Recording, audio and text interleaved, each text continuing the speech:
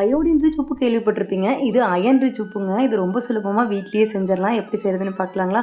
அதுக்கு நல்லா 2 கொத்து அளவுக்கு முருங்கை தலையை இது போல் நல்லா வாஷ் பண்ணி எடுத்துக்கலாங்க. நிழல்ல ஓரமாக ஒரு 2 நாள் காய வச்சிடலாம். நம்ம காம்பெல்லாம் இணுங்கணும்னு அவசியமே இல்லைங்க. 2 நாள் காஞ்சா தானாக விட்டு வந்துடும். வாரத்தில் 2 தடவையாவது முருங்கை தலையாக ஃப்ரெஷ்ஷாக பொரிச்சு பொரியல் பண்ணுறது ரொம்பவே நல்லதுங்க. அதே சமயம் இது போலவும் செஞ்சு வச்சுக்கோங்க. இது நிறையா டிஷ்ஷஸில் யூஸ் பண்ணலாம். இன்றைக்கி என்ன பண்ணுறேன்னா, இது போல் நல்லா மொறுமொறுன்னு காஞ்சிருக்கிற முருங்கை தலையை கொஞ்சமாக இது ஃப்ரைங் பேனில் போட்டு நல்லா வறுத்தோம்னா நல்லா க்ரன்ச்சி ஆயிருங்க. இப்போ மிக்சர் ஜாரில் போட்டு நல்லா ஃபைன் பவுடராக அரைச்சி எடுத்துக்கலாம்.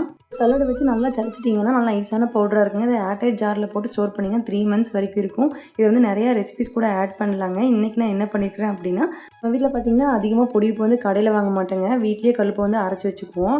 அந்த மாதிரி அரைக்கும்போது பார்த்திங்கன்னா இது கூடயே 1 டீஸ்பூன் அளவுக்கு முருங்கைத்தலை பொடி நம்ம செஞ்சோம் பார்த்தீங்களா, அதையும் ஆட் பண்ணி 2 சுற்று இறக்கிட்டிங்கன்னா சூப்பரான முருங்கை உப்பு ரெடி ஆயிடுச்சுங்க. கல்லுப்பு கூட இந்த பொடியை மிக்ஸ் பண்ணி வச்சுக்கலாங்க. இப்போ பார்த்தீங்கன்னா நிறைய பேர் முருங்கை உப்பு, முடக்கத்தான் உப்புன்னு நிறைய ஸ்மால் பிஸ்னஸாக கூட ஸ்டார்ட் பண்ணியிருக்கிறாங்க. 1 டீஸ்பூன் முருங்கை பொடியில் 1 - 1.5 அளவுக்கு அயன் இருக்குங்க. இது போல் யூஸ்ஃபுல்லான 10 டிப்ஸோட லாங் வீடியோ போட்டிருக்குங்க. சேனல் நேம் கீழே லிங்க் இருக்குது. டச் பண்ணி செக் பண்ணி பாருங்கள். பாய்.